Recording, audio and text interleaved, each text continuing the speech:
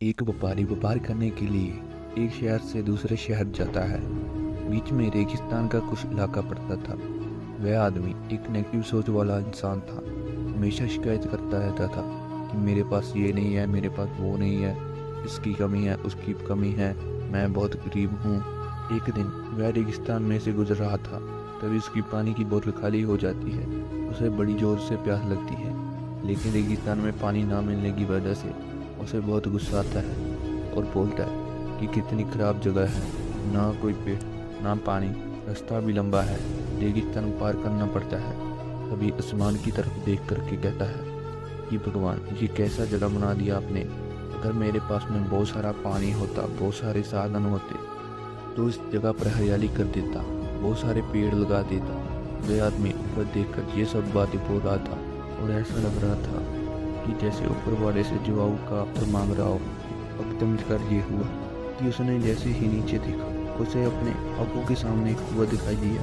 वह पूरी तरह से घबरा गया, क्योंकि उसने कभी भी उस रेगिस्तान में कुआं नहीं देखा था।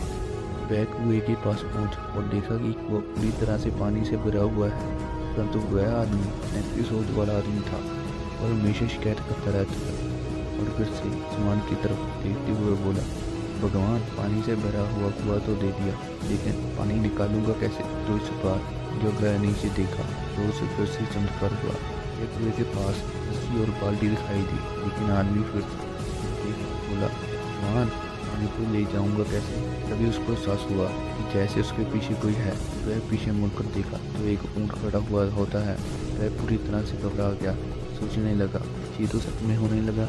मैंने बातों बातों में तो कह दिया कि मुझे यहाँ हरियाली करनी पड़ेगी और पेड़ लगाने की जिम्मेदारी लेनी पड़ेगी।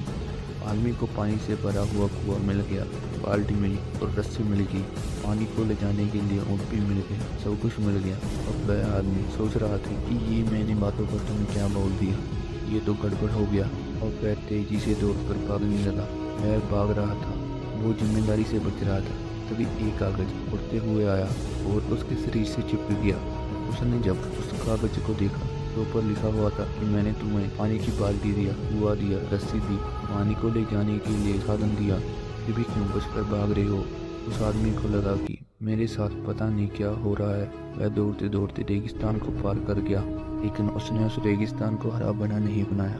ये कहानी हमें सिखाती है कि हमसे बहुत सारे लोग ये कहते हैं कि बड़े स्कूल में पढ़ लिया होता या बड़े कॉलेज में चला गया होता तो ये कर लेता, अगर मेरे पास बहुत सारा पैसा होता तो ये कर लेता, मेरा बॉस मेरा साथ नहीं देता है, ये तुम पता नहीं क्या कर देता।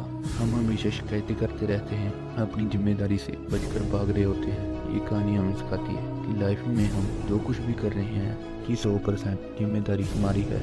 उस काम को बिना किसी शिकायत के पूरा करें और दूसरों पर दोष देना, उनकी गलतियां बताना बंद कीजिए। आपकी गलतियों को सुधारना शुरू कीजिए, इससे आप एक सफल इंसान बन सकते हो। धन्यवाद।